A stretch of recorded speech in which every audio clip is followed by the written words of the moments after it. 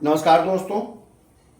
19वें स्वतंत्रता दिवस की आप सभी को हार्दिक बधाई एवं शुभकामनाएं। आज एक अंतराल के बाद मैं आपके सामने एक नया वीडियो सहायक कुलसचिव केंद्रीय सेवा 2024 का लेकर आया हूं और ये वीडियो बहुत ही महत्वपूर्ण है, अत्यंत महत्वपूर्ण है। ये इसलिए महत्वपूर्ण है क्योंकि आपकी परीक्षा जो आपने दिया है वो इस वीडियो और इस पर ही अब निर्धारित है।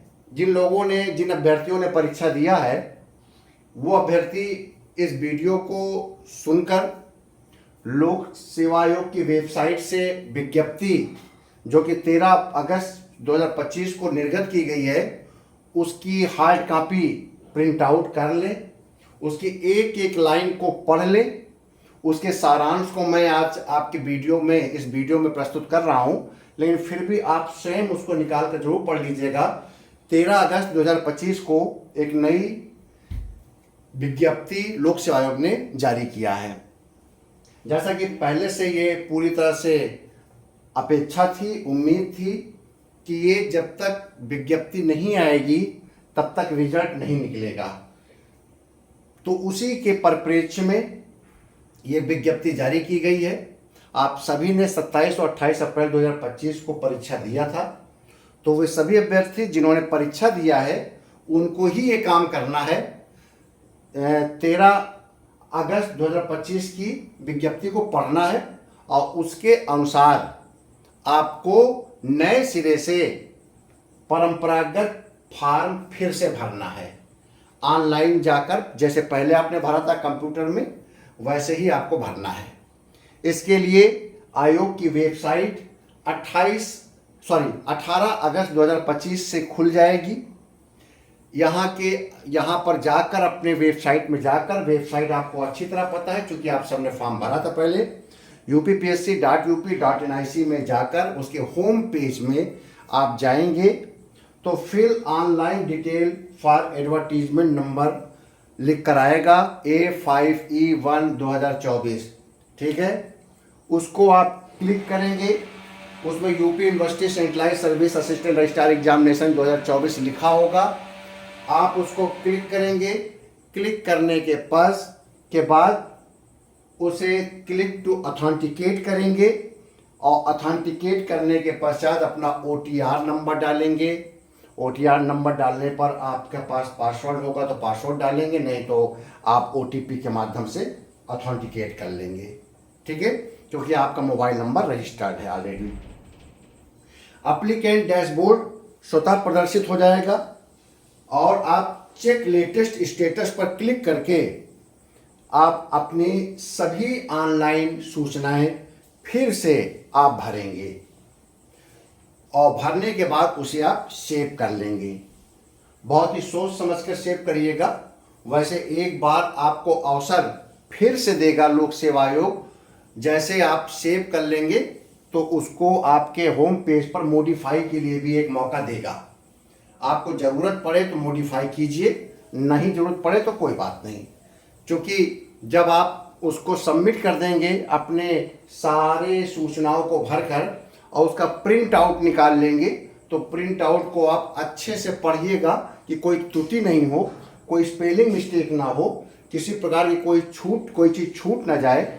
अगर आप संतुष्ट हैं तो आपको फिर मॉडिफाई करने की ज़रूरत नहीं होगा, क्योंकि एक मौका मॉडिफाई करने को देगा, लेकिन ये मॉडिफिकेशन का मौका 1 सितंबर तक ही है। ये मत सोचिएगा कि लास्ट डेट के बाद आपको मॉडिफिकेशन का मौका देगा। लास्ट डेट के पूरे होने से पहले ही आपको मॉडिफाई भी करना है। ठीक है, 1 सितंबर 2025 तक आप सही एवं सावधानी पूर्वक सभी सूचनाएं भर के आप सबमिट कर दीजिए। ठीक है, जब आप सबमिट करेंगे तो उसके बाद आप अपना सारे फॉर्म के प्रिंट आउट ले लीजिए। सबमिट करने से पहले आपको यह भी ध्यान रखना होगा कि आपको स्नातक की सभी वर्षों की अंक तालिकाएं, अगर आप BA BCom BSc जो भी हैं, क्योंकि असिस्टेंट रजिस्ट्रार के लिए अनिवार्य स्नातक मांगा गया था, तो स्नातक के सभी वर्षों की अंक तालिकाएं सेल्फ अटेस्ट करके स्वप्रमाणित करके आप अपलोड करेंगे पीडीएफ बनाकर। पीडीएफ के लिए भी उन्होंने बता रखा है कि कितने एमबी का होना चाहिए। ठीक है, तो देखिएगा आप अच्छे से किसी कैफ़े में बैठकर इसको अपलोड कराइएगा ताकि आपका समय बर्बाद नहीं होगा। ठीक है ना।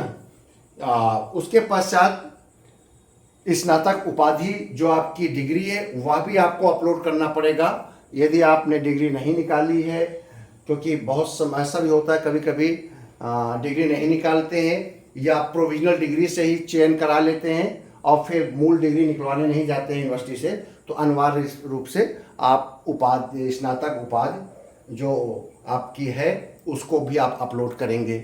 अन्य दावों के प्रमाण पत्र भी अपलोड करेंगे। मान लीजिए आपको अपने जात का आरक्षण लेना है, ईडब्ल्यूएस का आरक्षण लेना है, दिव्यांगता का आरक्षण लेना है, स्वतंत्रता संग्राम सेनानी के आश्रित होने का आरक्षण लेना है, तो ऐसे प्रमाण पत्र भी आप सेल्फ अटेस्ट करके अनिवार्य रूप से आप अपलोड करेंगे। यहाँ यह भी कहा गया है कि अगर आपका डिजिटल प्रारूप पर जात प्रमाण पत्र निर्गत किया गया है तो वह भी स्वीकार किया जाएगा, लेकिन उसके साथ फिर निवास प्रमाण पत्र भी आपको लगाना पड़ेगा। ठीक है, पीडीएफ फाइल का साइज 2048 KB या 2 MB का होना चाहिए, वही अपलोड हो पाएगा। ये सारी सूचनाएं 1 सितंबर 2025 तक आप अनिवार्य रूप से ऑनलाइन सबमिट करेंगे। जब आपका ऑनलाइन सबमिट हो जाएगा तब आप ये सारे दस्तावेज की हार्ड कॉपी, जिसमें आपकी अनुभव एवं ज्ञान का प्रमाण पत्र भी है, जब आप 13 अगस्त 2025 का निकालेंगे विज्ञप्ति तो उसके साथ एक प्रारूप दिया गया है। ये बहुत ही अनिवार्य प्रारूप है और यही प्रारूप ही आपके लिए थोड़ा से श्रम साध्य होगा। ठीक है, इसमें आपको समय लगेगा क्योंकि आप फॉर्म तो एक दिन में भर देंगे, कागज भी आप अपलोड कर देंगे, कोई दिक्कत नहीं है, लेकिन इस फॉर्म को भरने का औचित्य तभी होगा जब आपके जो 13 अगस्त की विज्ञप्ति है उसके साथ जो प्रारूप लगाया है लोक सेवा आयोग ने, उस प्रारूप को सही भरेंगे, क्योंकि इसी प्रारूप के आधार को ही, इसी प्रारूप को ही ऑथेंटिकेट करेगा, इसी प्रारूप को ही प्राधिकृत करेगा, इसी प्रारूप को ही वो साक्षात्कार के समय स्वीकार करेगा लोक सेवा आयोग।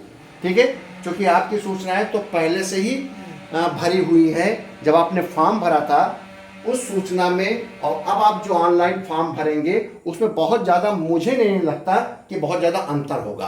अब 18 अगस्त को ही पता चलेगा जब आप लोग खोलेंगे, कोई बहुत ज़्यादा अंतर नहीं होगा। अगर कुछ चीज़ें अंतर आए या किसी प्रकार की सूचना की आपको जानकारी की आवश्यकता हो तो आप मेरे इसी वीडियो पर के नीचे अनिवार्य रूप से कमेंट्स करिएगा।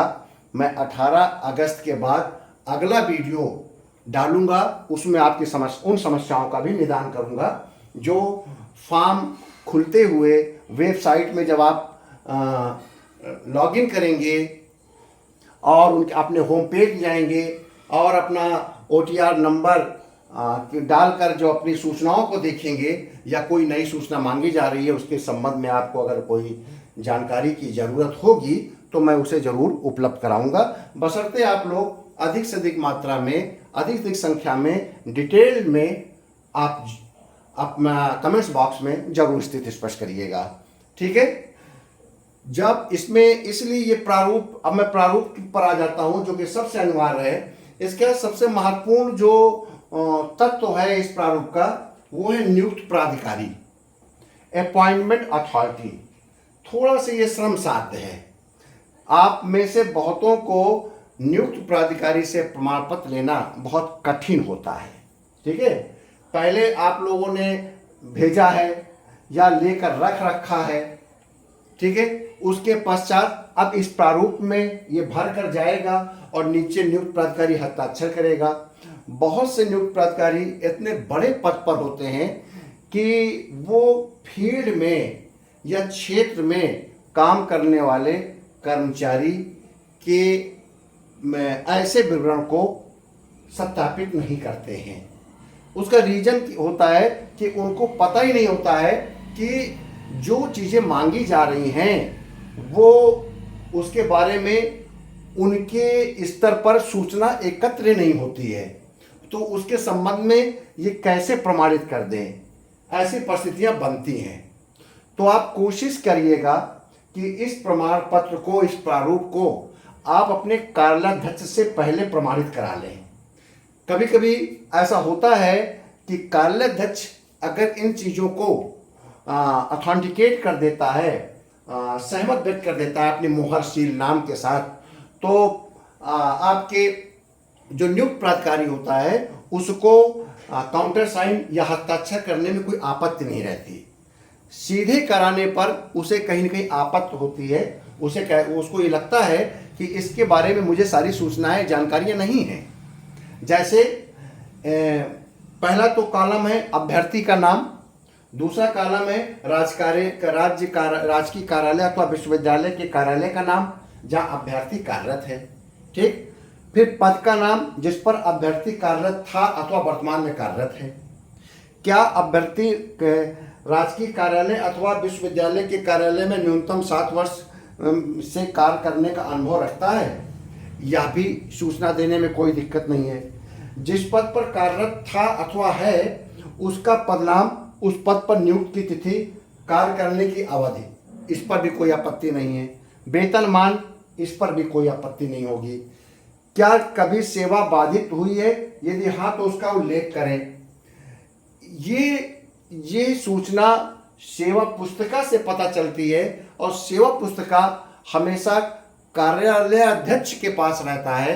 बहुत सी सूचनाएं नियुक्त प्राधिकारी को जानकारी नहीं होती है कर्मचारी के बारे में, तो ऐसी सूचना को नियुक्त प्राधिकारी कैसे जस्टिफाई कर देगा कि उसकी कभी सेवा बाधित हुई कि नहीं हुई है, कभी उसके खिलाफ कोई कार्रवाई हुई कि नहीं हुई है, कोई ऐसी परिस्थिति पैदा हुई है जिससे उसकी स्थिति संदिग्ध होती है, तो उसको नियुक्त प्राधिकारी को नहीं पता हो पाएगा। क्योंकि कर्मचारी, नियुक्त प्राधिकारी बैठा हुआ है दिल्ली या लखनऊ में, कर्मचारी काम कर रहा है मुंबई या चेन्नई में, या कर्मचारी काम कर रहा है लखीमपुर खीरी या सहारनपुर में, तो उसे क्या पता सहारनपुर में, लखीमपुर खीरी या चेन्नई में क्या स्थिति हो रही है, ठीक है।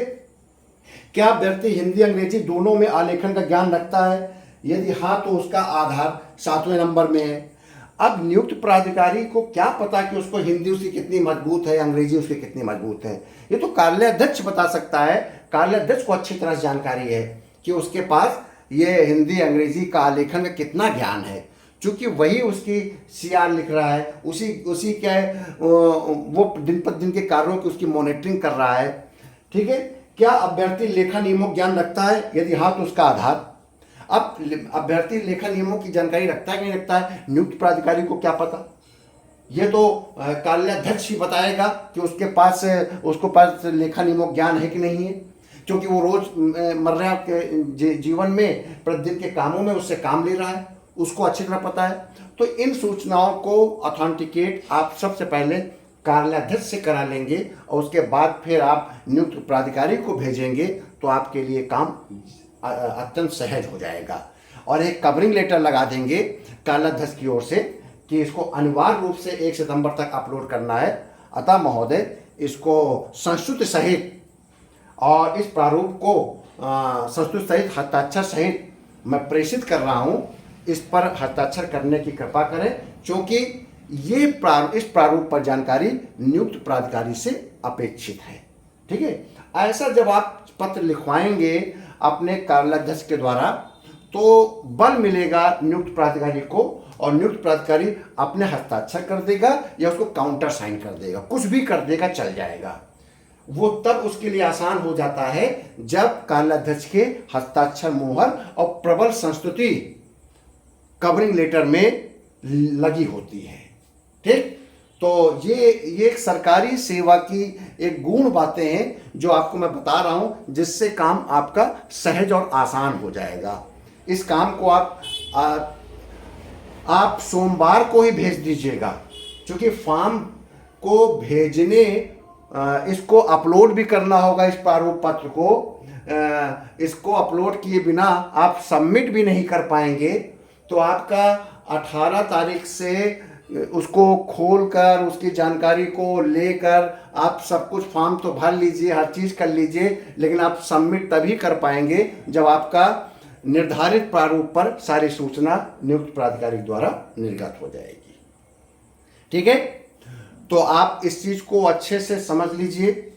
13 अगस्त की अधिसूचना को, विज्ञप्ति को आप निकाल लीजिए और निकालने के बाद उसको अच्छे से पढ़ लीजिए।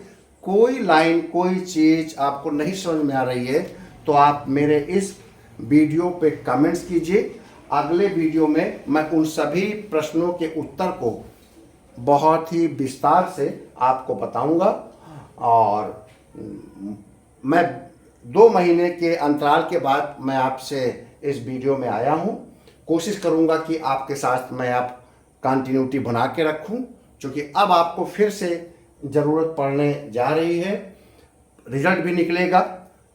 अगर ये 9 सितंबर तक इन्होंने अंतिम डेट दे रखी है तो मैं मान के चलता हूँ कि अक्टूबर में इसका परिणाम आएगा और नवंबर दिसंबर में इसका साक्षात्कार भी संभावित हो जाएगा।